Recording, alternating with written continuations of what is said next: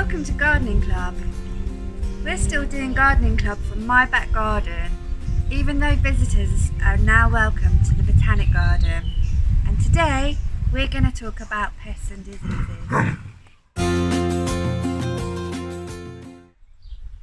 One of the best things that I've done to prevent one of the biggest pests in the garden is I have dug a trench around my plot.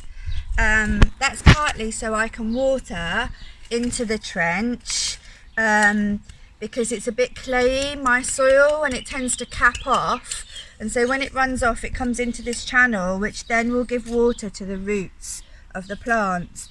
But it also means that there's a clear patch around my vegetables which the slugs and the snails don't like to go across because the birds might eat them. The other thing is, because it's quite damp in this hi Tinker, in this trench, some of the slugs and snails will go right down into this bottom bit, and I collect them here of an evening. This is one of my biggest pests. That's why the fence is up, because she will dig in here, and she even eats my strawberries.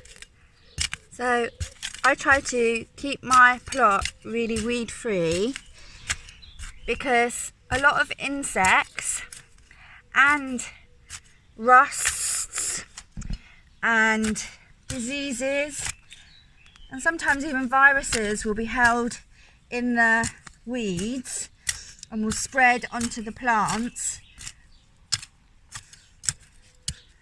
that you're trying to grow for food.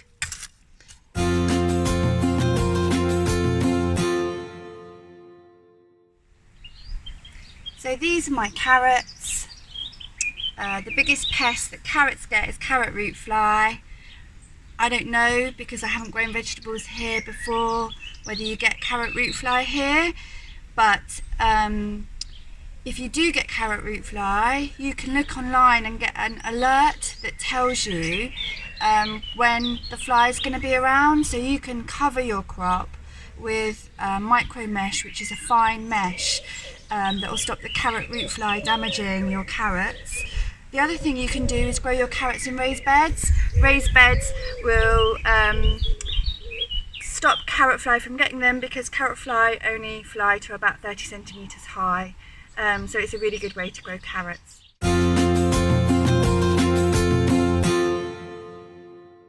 So here I've got my allium crops. I've got leeks and I've got spring onions.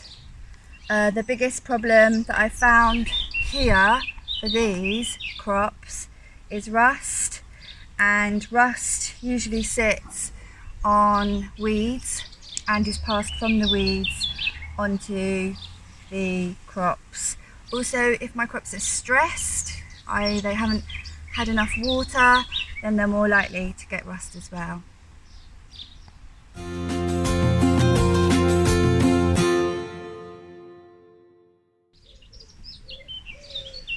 This is my kale, and on my kale is a good guy. This is a ladybird, and that ladybird is eating the whitefly that is underneath the leaves on my kale. Now my kale have got whitefly because that's a regular pest of brassicas, but also I think they've been a bit stressed because I planted them a little bit late, and perhaps the heat is not something that they'd like. So it's good to know what are the good guys and the bad guys in your garden.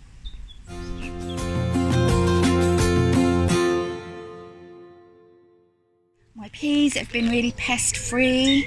Sometimes you can have a real problem with pigeons and peas, but the pigeons have got so much to eat other things around here in my garden that they're not interested. But you may need to net your peas in order to stop pigeons from eating them.